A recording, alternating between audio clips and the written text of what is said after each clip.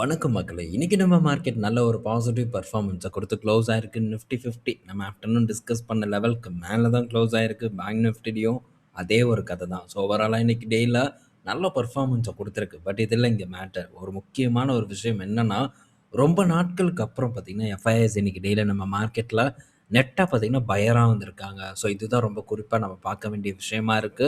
So கடந்த 2 நாட்கள் குறைச்சாங்க அப்படியே. ஸோ கொஞ்சம் கொஞ்சமா வந்து கட் பண்ணாங்க. இன்னைக்கு டேல பையிங் சைடுக்கே வந்துட்டாங்க. இதுதான் பார்த்தீங்கன்னா, இன்னைக்கு ஒரு பெரிய ஒரு பாசிட்டிவான ஒரு சிம்டமா மார்க்கெட்ட வந்து பார்க்கப்படுது. பட் இருந்தாலும் குளோபல் டென்ஷன் இப்போதைக்கு பார்த்தீங்கன்னா, கூல் டவுன் ஆயிருக்கு. அதனால சில நாட்களுக்கு நம்ம மார்க்கெட் ஒரு பாசிட்டிவ் பெர்ஃபார்மன்ஸ குடுக்கலாம். இன்கேஸ் எல்லாம் சால்வ் ஆயிருச்சு அப்படின்ட்டு மொத்த பணத்தையும் இறக்கலான்ட்டு இறக்கணும்னா, அகைன் இந்த குளோபல் டென்ஷன் விரிச்சு ஆடுச்சுன்னு வச்சுக்கோங்களேன். அதுக்கப்புறம் திரும்ப நம்ம கவலைப்பட வேண்டிய ஒரு நிலைமைக்கு கூட போகலாம். அதனால பேலன்ஸா நம்ம எப்பவும் போல முதலீடு பண்ண ஆரம்பிக்கலாம். இப்போ நம்ம பேசிட்டு இருக்கக்கூடிய இந்த தருணத்திலேயே குவைத் பார்த்தீங்கன்னா, ஈரான் திரும்ப ஏதோ ஒரு ட்ரோன் ஸ்ட்ரைக் நடத்தியிருக்கிறதா ஒரு டேட்டா குடுக்குறாங்க. அவங்க சந்தேகப்படுறாங்க. ஈரான் தான் அடிச்சிருக்காங்க. குற்றம் சாட்டுறாங்க ஈரான் மேல. என்ன கதை, ஏது கதைன்னு தெரியல. ஆனா சீஸ்ஃபயர் போயிட்டுருக்கு. சீஸ்ஃபயர் போயிட்டு இருக்கும்போதே இஸ்ரேல் பார்த்தீங்கன்னா, லெபனான் அடிச்சிட்டு இருக்காங்க. கேட்டா அதுக்கு சம்மந்தம் இல்லைங்கிறான். ஈரான் பார்த்தீங்கன்னா, இப்போ குவைத்த அடிச்சிருக்கான்னு ஒரு செய்தி வருது. எது எது உண்மை அப்படின்ட்டு நமக்கு உறுதியா தெரியாது. அதனால கொஞ்சம் நம்ம பொறுத்திருந்து என்னைக்கெல்லாம் மார்க்கெட் டிப் ஆகுதோ, அன்னைக்கு மட்டும் நம்ம நல்ல ஒரு பணத்த இறக்குறதுக்கு ட்ரை பண்ணலாம். அடுத்தது பார்த்தீங்கன்னா, மார்க்கெட் ஏற ஆரம்பிச்சாலே கசகசன்ட்டு ஒரு கால் குடுக்குறக்கு வந்துருவாங்க. நம்ம இத பற்றி பலமுறை டிஸ்கஸ் பண்ணியிருக்கோம். இப்ப என்னன்னா, ஸோ ஆயில் பார்த்தீங்கன்னா, திரும்ப $70லேருந்து $80க்கு வரும் அப்படின்ட்டு, ஒரு இந்த ஏஎம்சி ஒருத்தர் ஏஎம்சிய நடத்திட்டு இருக்கக்கூடிய ஒரு தலைவர் பார்த்தீங்கன்னா, நம்ம ஒரு அப்டேட் குடுத்துருக்காரு. யார் அந்த தலைவர்? இவர் தான் அந்த தலைவர். இவ்வளோ நாள் இந்த தலைவர் எங்க இருந்தாருன்னு தெரியல.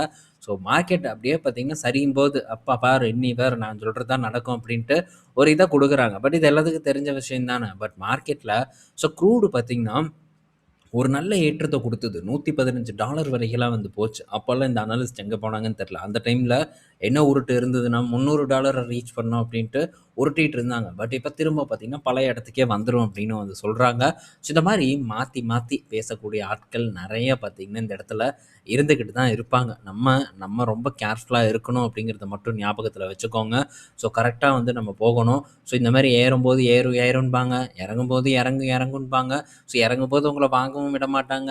ஏறும்போது விக்கவும் விடமாட்டாங்க. இன்னும் ஏறும் இது, இன்னும் ஏறும் அப்படின்ட்டு இன்னும் கொஞ்சம் கூட வாங்க வைப்பாங்களே தவிர, விக்கிறக்கு விடமாட்டாங்க. கடைசி வரைக்கும் நம்ம இருக்கக்கூடிய பங்குகள பார்த்துட்டு, அப்படியே கண்ணீர் விட்டுட்டு போறத தவிர வேற வழியே இருக்காது.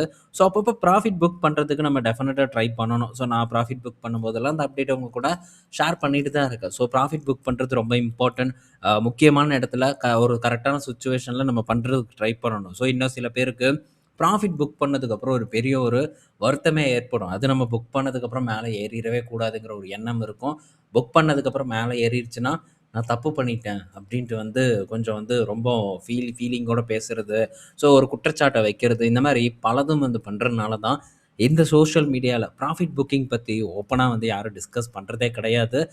பெரும்பாலான இடத்துல ப்ராஃபிட் புக்கிங் பத்தியே பேச மாட்டாங்க. பட் நான் இந்த இடத்துல பேசுறதுக்கான ரீசன், உங்களுக்கு எந்த விதமான அட்வைஸும் குடுக்கல. நான் ப்ராஃபிட் புக் பண்ண போறேன் அப்படிங்கிறத மட்டும் தான் சொல்லுவேனே தவிர, நீங்க ப்ராஃபிட் புக் பண்ணுங்கன்னு நான் சொல்றது கிடையாது. அது ஒரு ப்ளஸ் பாயிண்ட்டா தான் நான் எனக்கு பார்த்துக்கிறேன். சரியான நேரத்தில ப்ராஃபிட் புக் பண்றது ரொம்ப முக்கியங்கிறத நண்பர்கள் இன்னைக்கு இப்ப நடந்த டவுன்ஃபால்ல பார்த்திருப்பீங்க. நானே நெறைய பங்குகள அந்த மாரி ப்ராஃபிட் புக் பண்ணாம விட்டுருக்கேன். பட் திரும்ப நமக்கு ஒரு சான்ஸ் கிடைக்கும்போது, அப்போ ப்ராஃபிட் புக் பண்றத பத்தி திங்க் பண்ணணும். அடுத்தது ஒரு 2 பங்குகள் பார்த்தீங்கன்னா, நல்ல ஏற்றத்த குடுக்கும் அப்டின்ட்டு கால் குடுக்குறாங்க. என்னென்ன பங்குகள்? ஒண்ணு ஐடிசி, இன்னொன்னு HULR. 2மே 31% வரைக்கான ஏற்றத்த குடுக்கும் அப்டின்ட்டு ஒரு கால் வந்திருக்கு. எனக்கு இந்த பங்குகள் எல்லாம் விக்கிறதுக்கு மனசே வரமாட்டேங்குது. ஒரு பக்கம் ஸ்விங் பண்ணலாம் அப்டின்னு தான் தோணுது. ஸ்விங் பண்றதுக்கான வாய்ப்பு இருக்கு. மேற்கொண்டு நான் பங்குகள வாங்குனாலும், லாஸ்ட் டிப்ல கூட பார்த்தீங்கன்னா, நான் HULல அக்யூமுலேட் பண்ணியிருந்தேன். பட் பண்ணியிருந்தாலும் கூட, ஒரு பீக்குக்கு வரும்போது கொஞ்சமாச்சும் விக்கலாமே அப்படின்னு தோணுதா? தோணியே தொலைய மாட்டேங்குது. ஏன்னா, கொஞ்சம் இந்த பங்குகள் எனக்கும் அட்ராக்டிவா படுது. ஒரு லாங் டெர்ம்க்கு ஒரு பெட்டர் ஒரு பெர்ஃபார்மன்ஸ் குடுக்கும். பெரிய ரிஸ்க்க குடுக்காது நம்ம போர்ட்ஃபோலியோல. இந்த பங்குகள் நான் பார்த்தீங்கன்னா, இந்த ரஷ்யா வார்க்கு முன்னாடி வாங்குன பங்கு எது? இந்த HUL.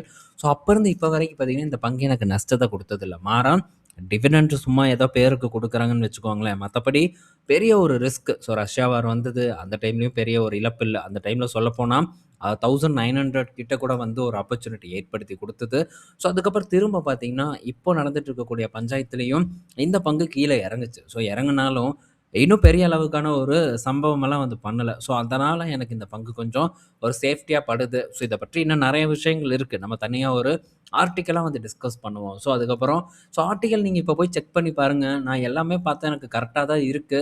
ஸோ இன்னும் ஆட் வருது அப்டின்னா, நான் என்ன பண்றதுன்னு எனக்கு தெரியல. ஸோ ஏதாச்சு தப்பா கீது செட்டிங் வச்சுட்டேனான்னு தெரியல. ஸோ முடிஞ்ச அளவுக்கு நான் பண்ணேன். நான் இப்ப வேணா உங்களுக்கு நான் உங்க கண்ணு முன்னாடியே நான் இப்போ பேசிட்டு இருக்கும்போது ஓப்பன் பண்ணி காமிக்கிறேன். ஸோ இப்போ அ இதான் என்னோட வெப்சைட். இப்ப இந்த வெப்சைட்குள்ள நான் போறேன். ஸோ வெப்சைட்குள்ள போனோனே ஆட் வருது அப்படின்னு தான் பலரோட ஒரு விஷயமா இருக்கு. ஸோ நான் போட்ட ஆட் பார்த்தீங்கன்னா, இந்த இடத்துல ஆட் வரணும்னு நான் போட்டிருக்கேன். அதே மாரி இந்த இடத்துல ஆட் வரணும்னு போட்டிருக்கேன். ஸோ கீழ இருந்த ஆட கூட பார்த்தீங்கன்னா, நான் ரிமூவ் பண்ணிட்டேன். ஸோ கீழ பாட்டம்ல இருந்தது. ஸோ இது 2ம் தான் பார்த்தீங்கன்னா, நான் போட்ட ஆட்ஸா இருக்கு. அது இந்த இடத்துல உங்களுக்கு ஷோ ஆகுது. ஸோ இப்போ நான் இந்த டிசிஎஸோட ஆர்டிக்கிள வந்து ரீட் பண்ணணும் அப்படின்னு நான் நினைக்கிறேன். ஸோ இப்போ வந்து நான் இத கிளிக் பண்றேன். ஸோ இது ஏதாச்சும் ஒரு வெப்சைட்டுக்கு வேற வெப்சைட்டுக்கு போகுதா? அந்த மாரி ஏதாச்சும் பார்த்தா, ஸோ எந்த வெப்சைட்டுக்கும் பார்த்தீங்கன்னா போகறதில்ல. ஸோ இது டைரக்ட்டா பார்த்தீங்கன்னா, நம்மளோட இதுக்குள்ள தான் வந்து போகுது. எதுக்குள்ள? நம்மளோட ஆர்டிக்கிள்குள்ள தான் வந்து போகிறத நீங்களே வந்து பார்த்திருப்பீங்க. ஸோ அத ஷேர் பண்ணணும் அப்படின்னு தான் நான் ஷேர் பண்ணியிருக்கேன். ஸோ பல நண்பர்கள் இங்க அவங்களுடைய கருத்துக்களையும் வந்து பதிவு பண்ணியிருக்கிறத நம்மளால இந்த இடத்துல பார்க்க முடியுது. ஸோ இந்த கருத்துக்கள நானும் தொடர்ந்து வந்து பார்த்துட்டு இருக்கேன். ஸோ இதில வந்து நான் ரிப்ளை அப்படிங்கிற ஒரு விஷயத்த நான் பண்ணாம இருந்தாலும் கூட, ஸோ இதில ரெகுலரா நம்ம நண்பர்கள் யார் யாரு? ஸோ இதில பார்க்கும்போது, இந்த நண்பர் இவர் ஒருத்தர். ஸோ இவர் பேரு அ கருப்பொன்னண்ணன் அப்படின்னு இருக்கு. ஸோ தலைவர் இவர் ஒருத்தர். அதுக்கப்புறம் செந்தில் வேலன்கிற ஒரு நண்பர். அடுத்தது பார்த்தீங்கன்னா, நிர்மல். நெக்ஸ்ட் பார்த்தீங்கன்னா, மனோஜ், மணிவண்ணன், சுகைல். ஸோ சுகைல் அவரெல்லாம் பார்த்தீங்கன்னா, தொடர்ந்து நம்ம ஒரு ஆதரவு குடுத்துட்டு இருக்க நண்பர் தான். ஸோ இதில இருக்க பெயர்கள் எல்லா நண்பர்களும் பார்த்தீங்கன்னா, தொடர்ந்து நான் பார்த்துட்டு இருக்கக்கூடிய பெயர்கள் தான். ஸோ பார்ப்போம். விரைவில் நம்ம அவர்களுக்கு ஒரு சர்ப்ரைஸ் குடுக்கணும். குடுக்கறதுக்கான எல்லா முயற்சியும் நான் பண்றேன். ஸோ இதுதான் இப்ப நான் ஆட் இருக்கா என்னங்கிறத உங்க கூட காமிக்கணும்னு நெனச்சேன். ஸோ எந்த ஆடும் பார்த்திருக்க மாட்டீங்க. ஸோ இப்ப நீங்க செக் பண்ணி பாருங்க. இதுக்கப்புறமா ஆட் ஏதாச்சும் வந்ததுன்னா கமெண்ட் செக்ஷன்ல மறக்காம மென்ஷன் பண்ணுங்க. என்னத்த பண்ணி தொலைச்சேன்னு எனக்கு சத்தியமா தெர்ல. அடுத்தது அ இந்த ரியல் எஸ்டேட் பங்கு. ஸோ நம்ம கூட இந்த ரியாலிட்டி இடிஎஃப் ஒண்ணு ரியாலிட்டி இடிஎஃப் இல்லன்னா, இந்த பங்குகள வாங்கலாம் அப்படின்னு நம்ம வந்து எக்ஸ்பெக்ட் பண்ணோம். 2ல எது வாங்குறதுங்கிற ஒரு கன்ஃப்யூஷன் இருந்தது. நீ இப்படியே அங்க உட்காந்து ஓரமா யோசிச்சுட்டு இரு. நாங்க மேல போயிட்டு வரோன்ட்டு. ஸோ இந்த ரியாலிட்டி பங்குகள் இப்போ ஒரு ஏற்றத்த குடுக்க ஆரம்பிச்சிருச்சு. ஸோ இந்த ரியாலிட்டி இடிஎஃப்பும் நல்லா ஏறிருச்சு. இந்த பங்குகளும் பார்க்கும்போது ஒரு ரிவர்சல போஸ்ட் பண்ணியிருக்கு. பட் இருந்தாலும் நமக்கு டைம் இருக்கு.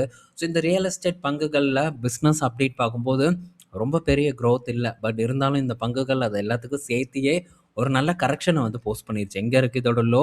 கிட்டத்தட்ட ரூ. 650 போனது இப்போ ரூ. 820 கிட்ட வந்து ட்ரேட் ஆயிட்டு இருக்கு. ஸோ நல்ல ஒரு பெர்ஃபார்மன்ஸ வந்து ரீசென்ட் டைம்ல வந்து குடுத்துருக்கு. பட் நம்ம வெயிட் பண்ணுவோம். ஸோ இப்போதைக்கு மார்க்கெட்ல எல்லாம் அதெல்லாம் முடியல. ஸோ அதனால எங்கேயும் அவசரப்படணும் அப்படிங்கிற ஒரு அர்த்தம் இல்ல. ஸோ அவசரப்படாம பொறுமையா இருப்பது ரொம்ப நல்லது. இன்கேஸ் வந்து திரும்ப கீழ இறங்குச்சுன்னா நம்ம ஒண்ணும் பண்ண முடியாது. ஏன்னா அந்த மாரியான ஒரு சூழ்நிலை போயிட்டுருக்கு. இந்த டைம்ல நம்ம சேஃப்டி பெட்ட நோக்கி நகர்ந்து போவது கரெக்ட்டா இருக்குங்கிறது என்னுடைய கருத்து. அடுத்தது ஸோ இப்போ ஜெயம் ஃபினான்ஷியல் பார்த்தீங்கன்னா, இந்த வார் எனர்ஜீஸ், பிரீமியர் எனர்ஜீஸ்க்கு பதிலா வேற சில சோலார் ஸ்டாக்க பார்த்தீங்கன்னா மென்ஷன் பண்ணியிருக்காங்க. இந்த பங்குகளுக்கு பதிலா. ஸோ இந்த பங்குகள் பார்த்தீங்கன்னா, நல்ல பெர்ஃபார்மன்ஸ குடுக்கும் அப்டின்ட்டு ஒரு உருட்டு உருட்டியிருக்காங்க. என்ன பங்கு அப்டின்னு போய் பார்த்தா, அந்த பங்கோட பேரே நமக்கு வந்து தெரியல. ஸோ விக்ரம் சோலார் தெரியும். இந்த எம்வி எல்லாம் நான் பெருசா வந்து கேள்விப்பட்டதில்ல. ஆனா, எம்வி பார்த்தீங்கன்னா 31% வரைக்கான ஏற்றத்த குடுக்கும்னு மென்ஷன் பண்ணியிருக்காங்க. வார் எனர்ஜீஸ் 10% டவுன் ஆகுமாமா. ஸோ இது பார்க்கும்போது 10% டவுன் சைட் இருக்கு அப்டின்ட்டு மென்ஷன் பண்ணியிருக்காங்க. ஸோ இதெல்லாம் எப்படி நம்புறதுன்னு தெரியல. ஸோ இதெல்லாம் வந்து சும்மா ஒரு உருட்டு. இந்த மாரி சின்ன ஸ்டாக்ஸ வாங்கி மாட்டாம இருக்கணுங்கிறது தான். நம்ம வாரியவே பார்த்தீங்கன்னா, டீல்ல தான் விட்டுருக்கோம்.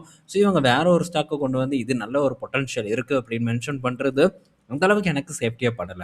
ஸோ இந்த வீடியோல சில விஷயங்கள நம்ம டிஸ்கஸ் பண்ணியிருப்போம். பயனுள்ளதா இருக்கும்னு நான் நினைக்கிறேன். நாளைக்கு நம்ம இன்னொரு ஒரு வீடியோல மீட் பண்ணுவோம். பாய் மக்களே!